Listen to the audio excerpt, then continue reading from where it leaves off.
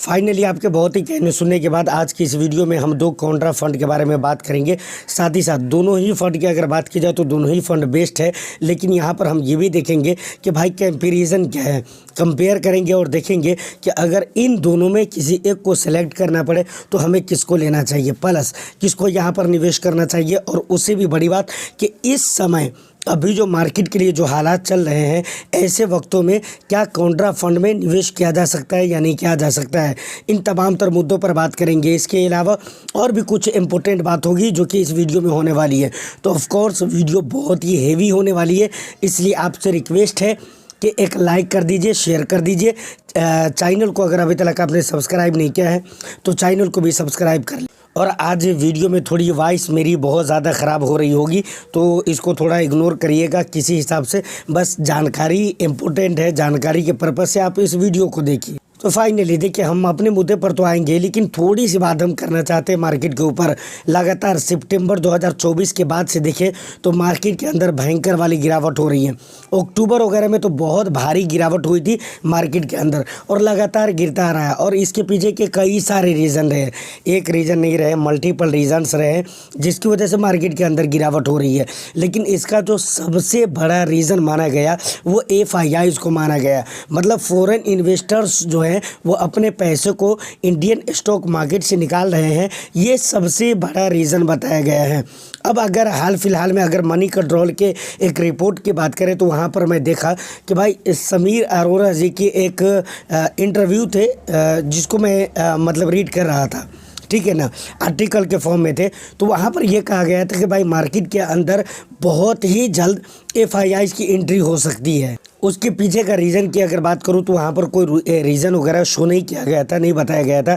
लेकिन मुझे लगता है ये बात जो कही जा रही है, ये बात मैं पहले भी कह चुका हूँ। समझ रहे, मैं ये नहीं कहता हूँ समीर अरोड़ा से मैं बहुत बड़ा हूँ या फिर मैं किसी से बड़ा हूँ, किसी से बड़ा नहीं हूँ भाई। मैं सम्मान इंसान हूँ और आम आदमी की तरह हूँ। और मैं ये नहीं कहता हूँ बहुत ज़्यादा नॉलेज लेकर इधर पर मैं बैठा हूँ और वही चीज़ मैं आपको दे रहा हूँ। लेकिन हाँ, मेहनतें करता हूँ और ढूंढने की कोशिश करता हूँ कि हाँ भाई चल के आ रहा है, और ये मेहनत की वजह से मैं ये वीडियो आप तक पहुंचा पाता हूं।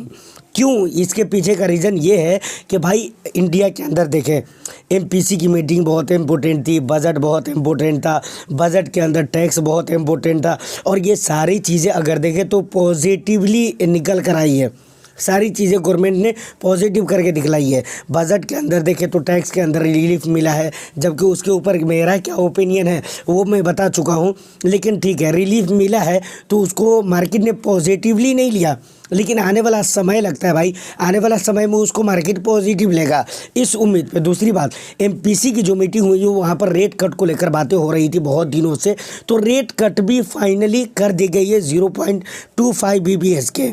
तो ये एक बहुत अच्छी बात है मार्केट के लिए। उसके बाद Q2 से अच्छे Q3 के रिजल्ट आए हैं और उम्मीद है कि Q4 के जो रिजल्ट होंगे वो इससे भी अच्छे आएंगे, मतलब Q3 से भी अच्छे आएंगे। तो ये सारे के सारे रीज़न एक साथ यहाँ पर मिल जाते हैं। उसके बाद सबसे बड़ा रीज़न एक ये भी है कि भाई FIIs की जो सेलिंग का स्तर है बिल्कुल निचले स्तर पे पहुँच चुका है। बिल्कुल जितनी होनी थी हो गई है, जितना करना था कर रहे हैं, और अब मुझे लगता है कि बिल्कुल निचले स्तर पे पहुंच गया है, जिसकी वजह से, और ये रीज़न तो उस आर्टिकल के अंदर भी देखने को मिल जाता है कि भाई FIIs की सेलिंग बिल्कुल निचले स्तर पे पहुंच चुका है। तो ये सबसे बड़ा रीज़न है जिसकी वजह से ये कहा जा रहा है कि भाई अब इंडियन स्टॉक मार्केट के अंदर FIIs की एंट्री हो सकती है। अब एक सवाल आता है कि भाई आखिर FIIs कब से सेलिंग बंद करेंगे और इंडियन स्टॉक मार्केट के अंदर वो ख़रीदारी कब से स्टार्ट करेंगे। तो ये कोई फिक्स तो नहीं है, थोड़ा सा टाइम इसमें लगेगा। अब कितना लगेगा, मतलब देखिए, अब देखने वाली चीज़ है और हम भी वेट कर रहे हैं, आप भी वेट करिए, देखिए आने वाला समय बताएगा कि इसमें कितना टाइम लगता है। मुझे लगता है कि 15 दिन, 1 महीना, 1 आध महीना तो इसमें अभी भी जा सकता है, जैसा लग रहा है मुझे। चलिए, यहाँ तक ये सारी बातें ख़त्म हो जाती है। अब ज़रा हम फंड की डिटेल्स को देख लेते हैं, उसके बाद हम बात करते हैं कि भाई कौन बंदा इसमें निवेश कर सकता है, कौन से इन्वेस्टर्स के लिए ये ज़्यादा सूटेबल हो सकते हैं। ठीक है, तो फाइनली हम आ चुके हैं अपने मोबाइल फ़ोन की स्क्रीन पे। यहाँ पर जो भी डिटेल्स शो हो रहे हैं इस लाइन में, वो इस पर कॉन्ट्रा के, और इस लाइन में जो भी डिटेल्स वगैरह शो हो रहे हैं ये इन्वेस्को इंडिया कॉन्ट्रा फंड के। सबसे पहले अगर हम रेटिंग की बात करें तो यहाँ पर आप देख सकते हैं 5 स्टार की रेटिंग दोनों ही फंड को देखने को मिल जाते हैं। उसके बाद अगर हम बात करें तो भाई फंड एज यानी कितने साल पुराना ये दोनों फंड है। तो सबसे पहले एसबीआई का देखें तो 12 साल हो चुके हैं और उसके बाद इन्वेस्को का भी 12 साल हो चुके हैं। फंड साइज़ की अगर मैं बात करूँ तो 41,634 करोड़ का AUM मिल जाता है एसबीआई कॉन्ट्रा का। वहीं पर इन्वेस्को की बात किया जाए तो 17,168 करोड़ का AUM देखने को मिल जाता है।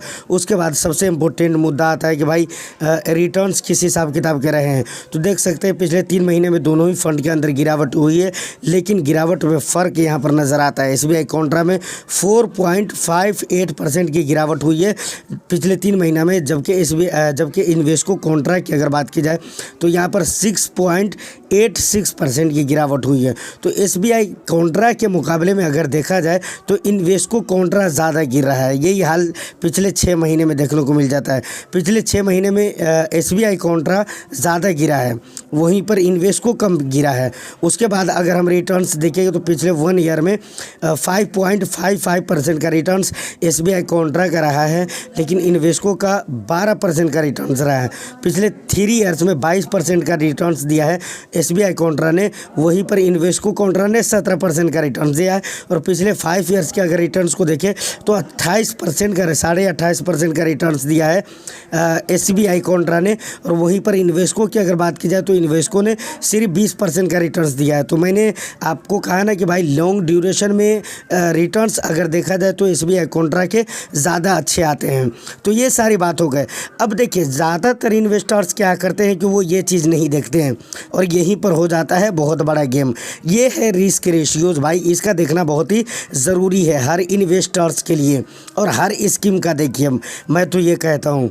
और देखिए सबसे पहले स्टैंडर्ड डिवीज़न अगर देखें तो एसबीआई कॉन्ट्रा के 12.94 मिल जाता है, 12.94 मिल जाता है, जबकि 14 यहाँ पर मिलता है, 14.08 मिल जाता है।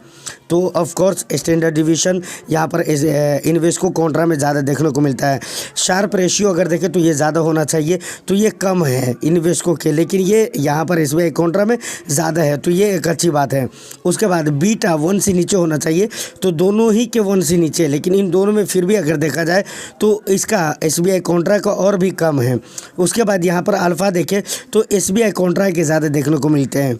तो भाई रिस्क रेशियोज़ के हिसाब से भी एसबीआई कॉन्ट्रा इज़ गुड, समझ रहे हो। उसके बाद अगर टॉप 3 सेक्टर्स को देखेगा तो यहाँ पर आपके पैसे जा कहाँ पर है देखना ज़रूरी है, किन सेक्टर्स में निवेश किए जाएंगे। टॉप 3 सेक्टर्स को आप देखें तो एसबीआई कॉन्ट्रा में फिनेंशियल है, एनर्जी है, टेक्नोलॉजी है। वहीं पर अगर इन्वेस्को का देखें तो फिनेंशियल है, हेल्थ केयर है, टेक्नोलॉजी है। उसके बाद भाई साहब होल्डिंग्स देखें, दोनों फंड के होल्डिंग्स दोनों बिल्कुल कोई किसी से कम नहीं है। अगर सबसे पहले एसबीआई कॉन्ट्रा का देखें तो reserve bank of India Nifty 50 है, एचडीएफसी है, निफ्टी बैंक है, रिलायंस इंडस्ट्रीज़ है। उसके बाद यहाँ पर देखें इन्वेस्को में तो एचडीएफसी बैंक है, आईसीआईसी बैंक है, इन्फोसिस है, एक्सिस है। उसके बाद महिंद्रा एंड महिंद्रा है। तो मतलब बेस्ट कह लीजिए कि भाई यहाँ पर कंपनीज़ है जो इसके स्टॉक्स होल्डिंग्स में आपको देखने को मिल जाते हैं। पीई की अगर मैं बात करूँ तो पीई यहाँ पर देखें दोनों ही फंड अच्छे हैं, लेकिन एसबीआई कॉन्ट्रा ज़्यादा सस्ते नज़र आ रहा है क्योंकि सिर्फ 18.7 है और यहाँ पर 26.56 है। उसके बाद अगर हम बात करें एक्सपेंस की तो एक्सपेंस 0.6% देखने को मिल जाता है एसबीआई कॉन्ट्रा के, जबकि यहाँ पर इन्वेस्को में 0.56% देखने को मिल जाता है। दोनों में एग्जिट लोड 1% है। तो फाइनली ये सारे डिटेल्स है और भी नीचे कुछ डिटेल्स है। ये सारी चीज़ें अगर आप इन्वेस्ट करना चाहें तो एक मरतबा आप अपने फिनेंशियल एडवाइज़र से कांटेक्ट ज़रूर करें, या नहीं तो एक मरतबा आप खुद से इस पर रिसर्च ज़रूर करें, उसके बाद ही आप इन्वेस्टमेंट।